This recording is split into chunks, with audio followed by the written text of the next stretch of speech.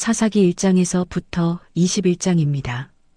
이스라엘 백성이 여호수아의 뒤를 이어 가나안 땅에 살기 시작했을 때 처음엔 힘이 있었습니다. 그러나 시간이 지나며 그들은 남은 가나안 족속을 다 몰아내지 못하고 오히려 함께 살며 그들의 신들을 섬기기 시작했습니다. 하나님은 그들의 불순종을 책망하셨고 이때부터 긴 세월 동안 죄 압제 부르짖음, 구원자 사사의 주기가 이어집니다. 이스라엘이 처음으로 압제를 받았을 때 하나님은 갈렙의 조카 온니엘을 세워주셨습니다.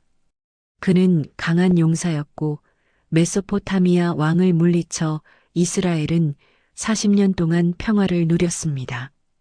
그러나 온니엘이 죽자 백성은 다시 우상에게 돌아갔습니다. 이스라엘은 모압 왕 에글론에게 눌리게 되었는데 하나님은 왼손잡이 에훗을 세우셨습니다. 그는 단검을 숨겨 왕에게 조공을 바치는 척 들어가 에글론을 찔러 죽였습니다.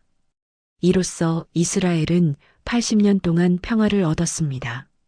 잠시 후 블레셋 사람들이 괴롭힐 때는 삼가리 소를 모는 막대기 하나로 600명을 물리쳤습니다.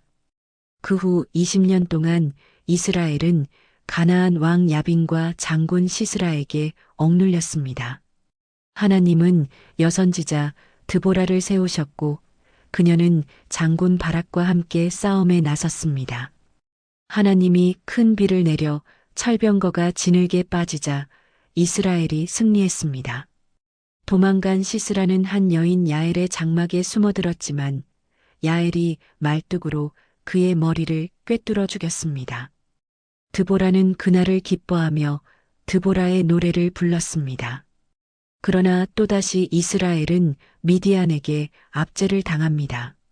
미디안은 이스라엘의 곡식을 빼앗고 백성은 산속에 숨어 살았습니다. 그때 하나님은 겁 많던 청년 기드온을 부르셨습니다. 그는 확신이 없어 양털 시험을 구했지만 하나님은 그를 사용하셨습니다. 기드온은 3만 명의 군사를 모았지만 하나님은 단 300명만 남기셨습니다.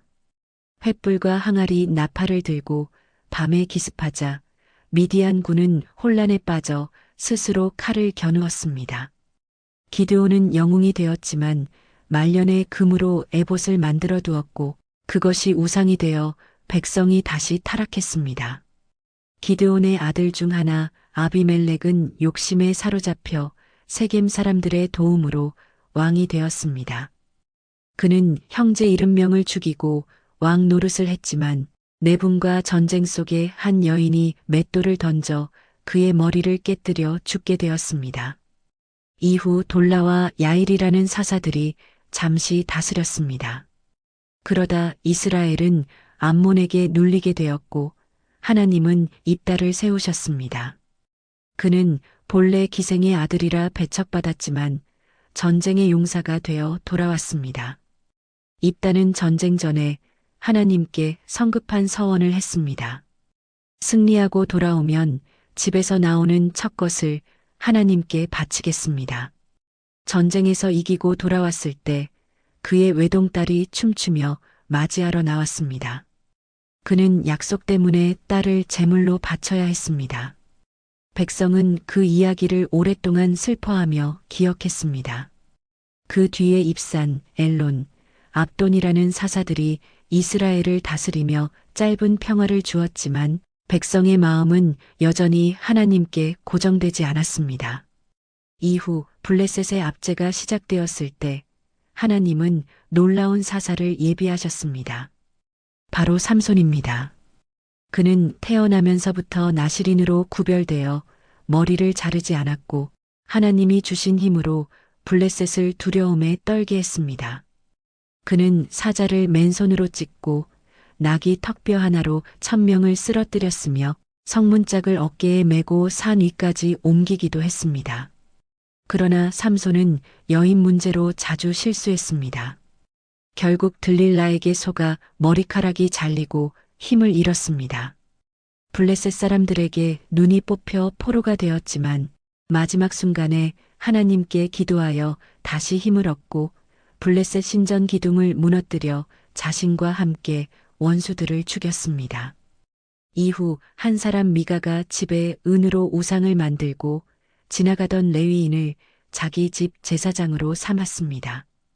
이 이야기를 듣고 단 지파는 미가의 우상과 그 레위인을 빼앗아 북쪽 라이스 성을 점령하고 자기들의 땅으로 삼았습니다. 이스라엘의 신앙이 얼마나 타락했는지 보여주는 사건이었습니다. 마지막 이야기는 비극적입니다. 한 레위 사람의 첩이 베냐민 지파의 성읍 기브아에서 폭행당해 죽었습니다. 그는 분노하여 첩의 시신을 12조각 내어 이스라엘 12지파에 보냈습니다. 온 이스라엘은 충격을 받고 일어나 베냐민 지파와 싸웠습니다. 전쟁은 치열했고 결국 베냐민은 거의 멸망 직전까지 갔습니다. 그러나 하나님은 완전한 멸망을 막으시고 남은 자들을 통해 지파가 유지되게 하셨습니다. 이처럼 사사시대는 하나님을 떠나면 혼란과 비극이 찾아오고 오직 하나님께 돌아갈 때만 구원이 있음을 보여줍니다.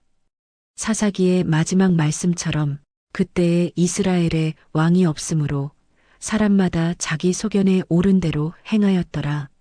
총 12명의 사사가 나옵니다. 하지만 이스라엘의 왕 노릇을 한 기드온 아들 아비멜렉은 사사라기보다는 스스로 왕이 된 인물로 분류되기에 사사 명단에는 넣지 않는 것이 보통입니다.